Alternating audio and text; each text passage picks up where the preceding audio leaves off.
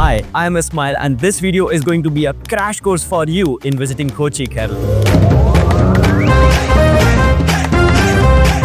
So grab a pen and paper because I'm going to answer every question a traveler might have about visiting Kochi. Like what are the best places to visit, food and cafes that you need to try, and some FAQs like budget properties, luxury stays, bike rentals, taxi services, and an entire budget breakdown of this trip. Kochi, often referred to as Ernakulam, is a vibrant, bustling city of Kerala with a rich history, culture, and equally unique geography. It is often ranked in one of the best cities of the world to visit, and I truly felt that it is well deserved. Now, there are 20 plus interesting things to do for a traveler just in Kochi. So I have divided these places into 3 clusters based on their locations in the city to give you a better orientation on map when I show you these places. So the first cluster is the Fort Kochi and the Mattencherry area. Now most of your travel favorite spots are in this cluster. It is a tiny part of the city right on the edge of the Arabian Sea. It's also the part where the old Dutch, Portuguese and English settlements were made about 400 years ago. It is a very small area, about 1 to 2 kilometers square, which has about 11 to 12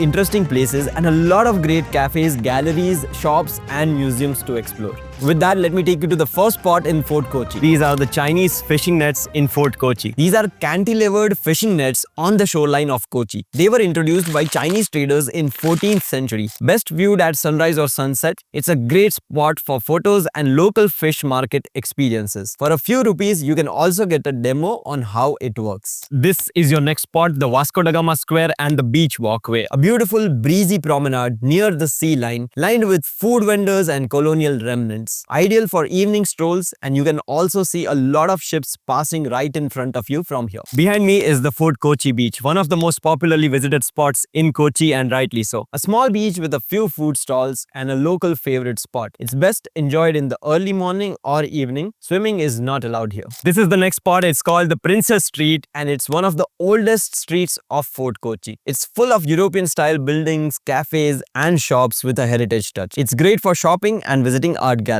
The next spot is the St. Francis Church, which is one of the oldest European churches across all of India. It is also here where Vasco da Gama was originally buried. It's a simple structure but historically rich. Behind me is the Santa Cruz Cathedral Basilica, one of the oldest churches in India. It's a stunning Gothic style church with vibrant interiors and a lot of historic value. Next is the Indo-Portuguese Museum, a humble museum showcasing the Portuguese influence on Kerala's art, architecture and culture. It has artifacts and history of the war which is documented well here. Right now I am in the next spot, the Naval Maritime Museum. So Kochi is one of the oldest ports of India and also a very important naval base. This museum covers India's naval history with ship models, weapons and interactive displays. This is the next spot, the Mattencherry Palace, also known as the Dutch Palace. It's included in UNESCO's World Heritage Site lists. This palace was gifted by the Portuguese to the King of Kochi. This ancient structure has beautiful murals of Ramayana and Hindu mythology inside and a collection of displays from the time of kings. The next spot is the Jew Town. This is an area with antique shops, spice markets and a bustling vibe with colorful architecture all around. The next spot is the Jewish synagogue, also known as the Pardesi synagogue. It is a place of worship for Jews and this one is the oldest active synagogue in the Commonwealth of Nations. It is decorated with Belgian chandeliers and hand-painted tiles. And number 12 in this list is the Great KV Kathakali Center. You can witness cultural performances of Kathakali and Kalaripayattu at this center, which are Kerala's native dance and martial art styles. They also host yoga and culinary workshops. Now every 2 years in the winters around December to Feb, this area of Kochi hosts the largest contemporary art festival across Asia. It's called the Kochi Muziris Biennale and the upcoming one is set to be in December 2025. Now the next few spots that I will show you are all the places that you can visit in the Ernakulam town. This next spot is called the Marine Drive, a beautiful walkway right by the waterfront with a great cityscape views and snack stalls. You can also go on boat rides and sunset cruises from here. You will find tons of vendors offering these at the walkway. The famous water metro of Kochi also has a station here. You can take the boat to reach Fort Kochi, but I will tell you more about the water metro and commuting inside Kochi later in the video. The next spot is the Mangalvanam Bird Sanctuary, a small protected area right near the backwaters of the city. It attracts migratory birds and you can take a stroll in this area on a designated trail. If you're lucky, you may spot some birds on your walk. I am now at the next spot, which is called the Kerala Folklore Museum. It's an impressive private collection of traditional arts, masks, architectural pieces from across Kerala's regions and eras. A very unique museum and a great experience navigating this structure. This is the next spot, the Hill Palace Museum. It is the largest archaeological museum across Kerala. It is built in the former royal residence and now turned into a museum with artifacts, paintings and multiple displays about history and culture. Number 17 is the Lulu Mall. It is one of the largest malls across India. It has global brands, eateries and entertainment zones. And number 18 on this list is Wonderla, a major amusement and water park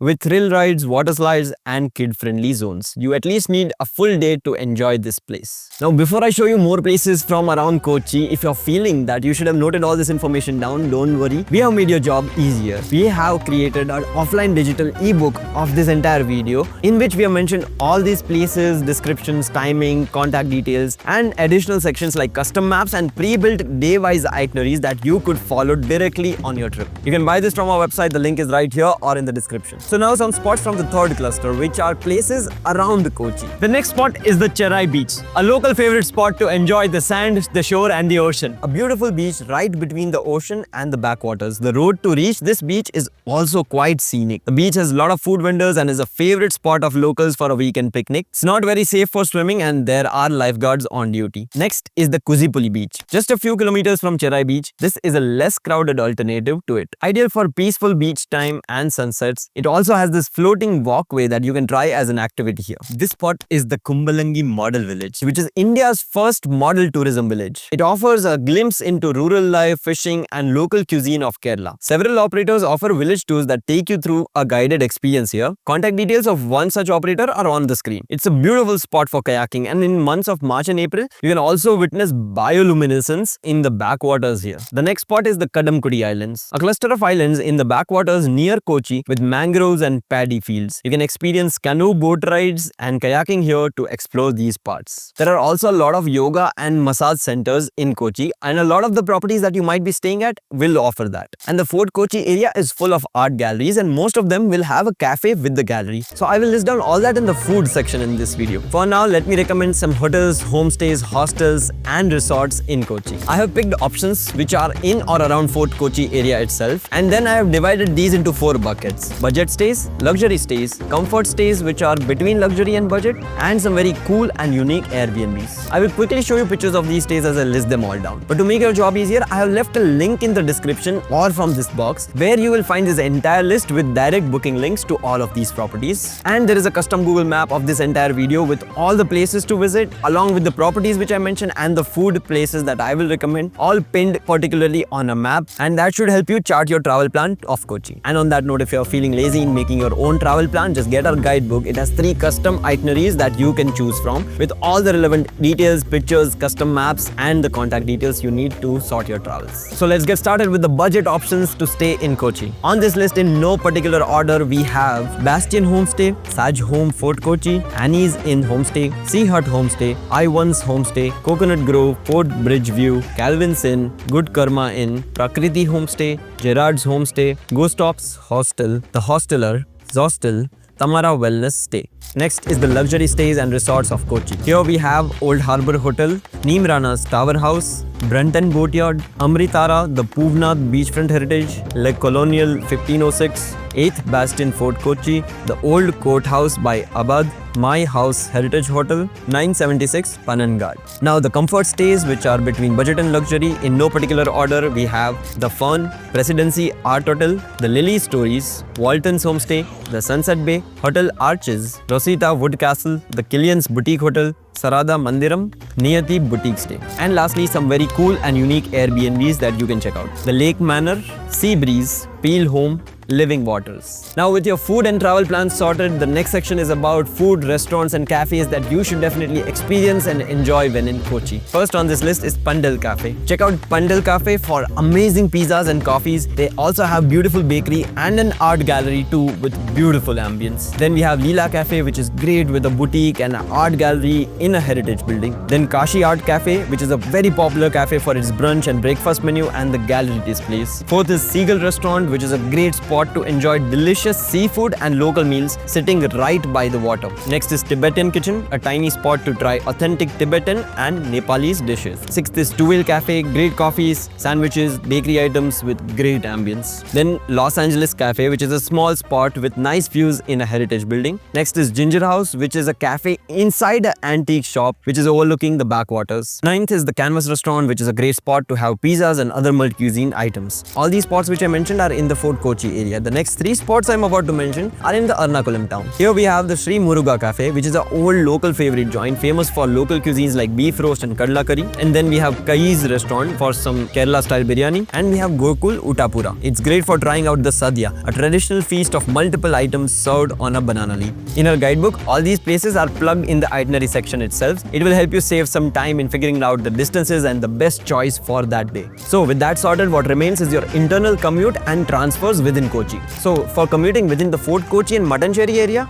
walking and auto rickshaws are the best. There are bicycle rentals also available in Fort Kochi, which is also a great option. The streets are narrow and parking is limited here. Auto rickshaws will also offer you a combined package to all the popular spots of Fort Kochi in a day. To commute between Ernakulam town and Fort Kochi, you can use the water metro that connects the Marine Drive and Fort Kochi from 8 AM to 8 PM. To commute to all other spots in Ernakulam town and around Kochi, you can hire an auto rickshaw or a taxi. A few reliable cab providers are listed here for your reference. Ola and Uber also work in Kochi. Now the other option is renting a two-wheeler or a four-wheeler. That will give you freedom to drive to spots at your convenience. Some providers for these services and the rates are mentioned on the screen. Public transport like buses and the metro rail is available to all major spots. However, you will need to use the Google Maps to find the exact route you need to be on, and you will have to rely a little on local help to figure out which buses to take exactly. Now let's break down the budget of this trip. An ideal trip to Kochi could be of 3 days, covering the best of food, experiences and places. So let me give you a rough budget breakdown for one person staying for 2 nights and 3 days in Kochi. I'll try to not compromise on any comforts but also not go overboard. So stay for 2 nights in a good hostel will be about 1000 per night. Food for 3 days about 1000 per day. Bike rental or auto rickshaws for 2 remaining days will be about 700 per day. Activities and tickets and experiences like kayaking might be about 500, and other miscellaneous expenses like water metro entry tickets will total up to another 300, so about 800. Now that will bring your total to about 7200, and let's round it up to almost 8000 for a 3-day trip. Now with all of that covered, let me quickly clear up some of the FAQs that every traveler might have before visiting Kochi. Like, what is the best time to visit Kochi? Ideally, November to Feb is great. It is cooler, pleasant and less humid. Summers might be a little hot and it might rain frequently in monsoons, but still you can completely enjoy all the places of Kochi any time of the year. Next question, best way to reach Kochi. Kochi has an international airport, and fun fact, it is completely run by solar power. Kochi also has a major railway station, and all buses are connected well from major cities from South India to Kochi. Next question can be, how safe is Kochi? Overall, tourism is very well organized and structured. A lot of international and domestic travelers come here, so people are friendly, warm and welcoming. Infrastructure like hostels exist, making it safe even for solo female travelers, because you can find good company of like-minded people to share some activities with or make plans together. Now when you go to Kochi, please don't litter anywhere, throw plastics or do any stupid irresponsible behavior that ruins the place. Respect the locals and say nanni to say thank you in Malayalam. You can also buy our cool minimal t-shirts from our website and join our community of responsible travelers. And reminding you again, if you forgot to note down all these details, our travel guidebook is available on the website. It has custom maps, lists, booking links, phone numbers, itineraries and all the info that a traveler might need in just 10 to 12 pages. If you have queries about visiting Kochi, join our Discord server where I will answer all your questions, and you can also talk to others in the community to join groups traveling to Kochi on your dates. Follow Explore the Earth on Instagram to see live updates and stories from all these places. Do subscribe and like this video, it helps a lot in growing this channel, and I will see you in the next one.